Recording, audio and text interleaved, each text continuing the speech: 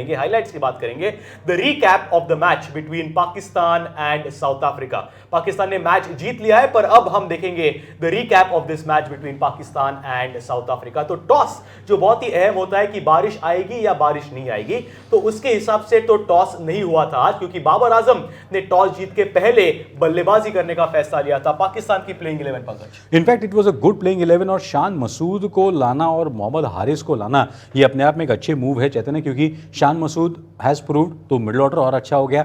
मोहम्मद हारिस का एक specific role था आज जो उन्होंने ठीक ठाक निभाया। अब आने वाले मैचेस में क्या उनको वही रोल दिया जाता है, because he is a more straight bat kind of a player, तो क्या उनका इस्तेमाल, अच्छा इसका इस्तेमाल हारिस मोहम्मद का आप बाबर और रिजवान को थोड़ा सा ब्रेक देने के लिए भी कर सकते हैं। बाबर अगर वन डाउन आए या फिर किसी और को, तो ये कॉम्बिनेशन अब पाकिस्तान के लिए पॉसिबल हो सकता है। जी हाँ, और प्लेइंग 11 साउथ अफ्रीका की प्रश्न। यस, साउथ अफ्रीका को एक तो फोर्स चेंज करना पड़ा क्योंकि David Miller was injured, so Heinrich Klaasen had to be brought in, और एक स्पिनर उन्होंने ये सोचा होगा कि क्योंकि वहां पे सिकंदर रजा को सक्सेस मिली थी as a mystery spinner against Pakistan when Pakistan played Zimbabwe, तो तबरेज शम्सी को लाया केशव महाराज की जगह पे। तो ये दोनों चेंजेस तब किए थे, पर जब हमने टॉस देखा और मैच के पहले हम थे तो ऐसा लग रहा था कि South Africa were looking strong on paper. Oh yes, South Africa were looking strong on paper. Babar Azam ने टॉस जीता और पहले उन्होंने बल्लेबाजी की। अगर बैटिंग कार्ड की ओर ध्यान दे तो मोहम्मद रिजवान और बाबर आजम फिर से नहीं चले। बाबर आजम ने तो 15 गेंदें खाई, उन्होंने किए सिर्फ 6 रन। हारिस एक आए थे quick fire knock off 28 of 11 balls. Shan Masood आज फेल हुए, पर इफ्तिकार अहमद उसके बाद जो चले 35 गेंदें 51 रन। नवाज की एक अच्छी कैमियो थी फिर से 28 रनों की, पर शादाब खान, क्या बात करेंगे पंकज इस बैटिंग कार्ड के बारे में? चैतन्य, यहाँ पर Shadab has been declared player of the match, बाद में उनको डिक्लेयर किया, लेकिन उनको इफ्तिकार अहमद के साथ वो शेयर करना चाहिए, because the innings of Iftikhar Ahmed was absolutely crucial. 35 गेंदों में 51 रन बनाकर उन्होंने जो फाउंडेशन ले किया, और वो 8वें 10वें ओवर से जिस तरीके से रन लूटना शुरू कर दिया, that did the job for Pakistan. और प्रसन्न दोनों साइड पे, ऐसे नहीं कि सिर्फ लेग साइड पे गेंदे वो मार रहे थे, दोनों साइड पे वैगन व्हील की ओर अगर हम ध्यान देंगे, वो शादाब खान की ऑल राउंड वो बैटिंग कर रहे थे आज। और तब जब 5 विकेट गए थे, Right. ऐसा लग रहा था 135, 150 क्या कहां तक जा पाएंगे, पर वैगन व्हील से हमें यही पता चलेगा कि not only was it a counter attacking innings, but it was an innings that had balance. देखिए ऑफ साइड भी देखिए, लेग साइड भी देखिए, दोनों पे 26-26 रन बनाए हैं। 22 गेंदों में 52 है, 4 सिक्सेस है उसमें। तो क्या नॉक था ये। द पार्टनरशिप मोहम्मद नवाज और इफ्तिकार अहमद की अच्छी हुई थी, पर नवाज आउट होने के बाद ये पार्टनरशिप तो और भी अच्छी हुई। इनिंग टर्निंग तब थी, अब हम उसे कहेंगे मैच टर्निंग थी। मैच टर्निंग थी। शादाब खान 22 बॉल्स 52 रन्स पर 2 हाफ सेंचुरियंस थे आज पाकिस्तान के। एक थे शादाब खान और दूसरे थे इफ्तिकार अहमद, जिसे पंकज हम कहते हैं 2.0 version 2.0 version of the Misbah ul Haq. तो अब हम ध्यान देंगे वैगन व्हील ऑफ इफ्तिकार, वो भी ऑलराउंड प्लेयर है, खड़े खड़े बैटिंग करते हैं, पैरों का ज्यादा इस्तेमाल करते हैं नहीं, पर उनकी भी एक क्लास इनिंग्स थी आज Pankaj. No doubt about it. और ये जो पूरा वर्ल्ड कप है ना, ये नंबर 4 नंबर 5 वाले प्लेयर्स का ही है। अगर आप इफ्तिकार की बात करें, उनका है एडन मार्करम है, ग्लेन फिलिप्स है, सूर्य कुमार यादव है, तो जो मिडिल ऑर्डर है यही आपकी नैया पार लगाने वाले हैं। और इफ्तिकार अहमद ने ये दिखा दिया, जो 51 रन उन्होंने बनाए। और देखिए जो मैच्योरिटी थी कि 1-2 ओवर संभाला, लेकिन फिर प्रहार करना शुरू कर दिया। और देखिए उनका भी अच्छा, उन्होंने 21 run, see the best point is 21 run दौड़ कर निकाले। That was crucial between the 8th and the 11th over. ओ जी हाँ, 2 6 हैं, 3 चौके उन्होंने लगाए थे, 21 रन सिंगल से, क्योंकि विकेट गए थे तो इमीडिएटली वो अटैक नहीं कर पाएंगे। और इन्हीं के वजह से, इफ्तिकार अहमद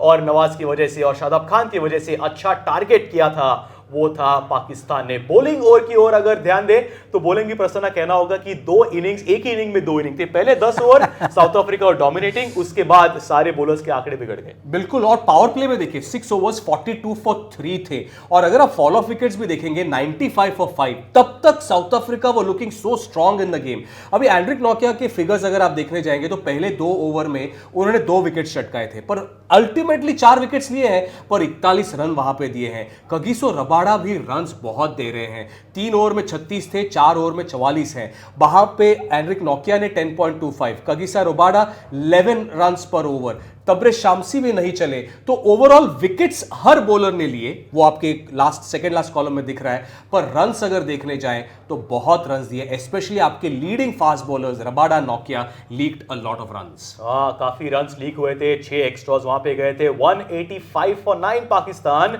इन देयर 20 ओवर्स। तो जो टारगेट जो था टेम्बा बाउमा और साउथ अफ्रीका के सामने, वो था 186 runs to win in their allotted 20 overs, क्योंकि तब तक बारिश की हम बात नहीं कर रहे थे। Allotted 20 overs, 186 runs to win. Pankaj, क्या लग रहा था 186 रन्स टू विन पाकिस्तान के खिलाफ South Africa had the batting fire power? दे ऐसा लग नहीं रहा था, लेकिन देखो डेविड मिलर जब नहीं है इस टीम में तो 186 इज रियली टू बिग। हालांकि अच्छा 2 विकेट भी चले गए यहां पर। 186 अगर आपको बनाने हैं पाकिस्तान के खिलाफ तो सबको कम से कम 25-30 का योगदान कम से कम देना चाहिए था, और वहीं पर गड़बड़ हो गई क्योंकि शुरुआत दक्षिण अफ्रीका की अच्छी नहीं हुई। हालांकि बवूमा और मार्करम ने डेफिनेटली उम्मीदें जगाई, but 186 was always going to be a bit too much for South Africa. Must win match था पाकिस्तान के लिए, इसलिए पाकिस्तान के पेस बॉलर्स जो आए थे, उसके बाद हम ध्यान देंगे जो साउथ अफ्रीका की बैटिंग थी या बैटिंग कार्ड पे ध्यान देंगे।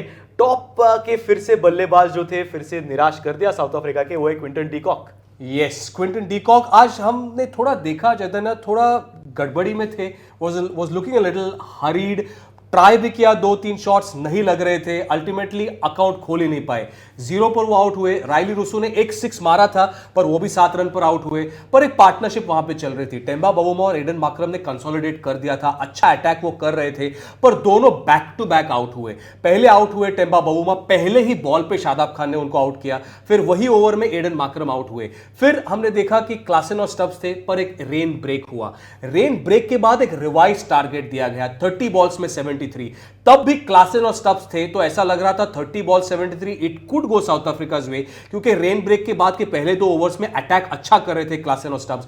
पर वो जब आउट हुए क्लासन, तब फिर आपने देखा, स्कोरबोर्ड भी वही दिखा रहा है कि बाद में जो एक्सेलरेशन चाहिए था वो नहीं हो पाया, फायर पावर भी नहीं थी। और आज साउथ अफ्रीका को समझा होगा कि डेविड मिलर का कितना बड़ा अहम हिस्सा है इस टीम में, खास करके उस मिडिल ऑर्डर में। बिग मिस रहे आज। डेविड मिलर इंजर्ड थे, वो नहीं खेल पाए, और Temba Bouma, Quinton de Kock start अच्छा नहीं रहा।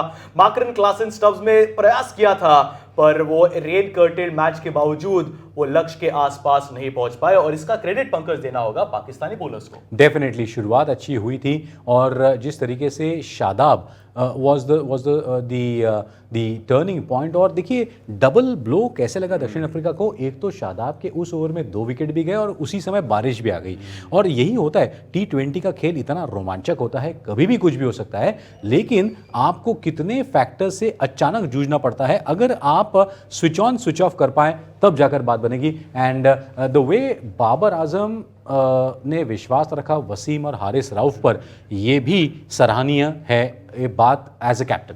ओ ये शादाब के वो 2 विकेट बहुत ही इंपॉर्टेंट रहे थे, और फॉलो विकेट्स की ओर अगर आप ध्यान देंगे तो कंसिस्टेंटली विकेट्स जाते रहे थे वो साउथ अफ्रीका के, इसीलिए Pakistan was always in the match. जो पहली विकेट गई थी क्विंटन डी कॉक की पहले ओवर में, उसके बाद ही लग रहा था, फिर राइली रूसो आउट हो गए, उसके बाद लगभग प्रसन्ना लग ही रहा था कि ये मैच पाकिस्तान के पास है। यस, बिल्कुल ऐसा ही लग रहा था। और वहां पे बॉलिंग, जैसे पंकज ने कहा, बॉलिंग बहुत अच्छी थी। और मैच समरी की ओर अगर देखेंगे तो अभी तो वो लग रहा है कि 185 for 9 was such a daunting target, क्योंकि बॉलिंग आज इतनी अच्छी की पाकिस्तान ने।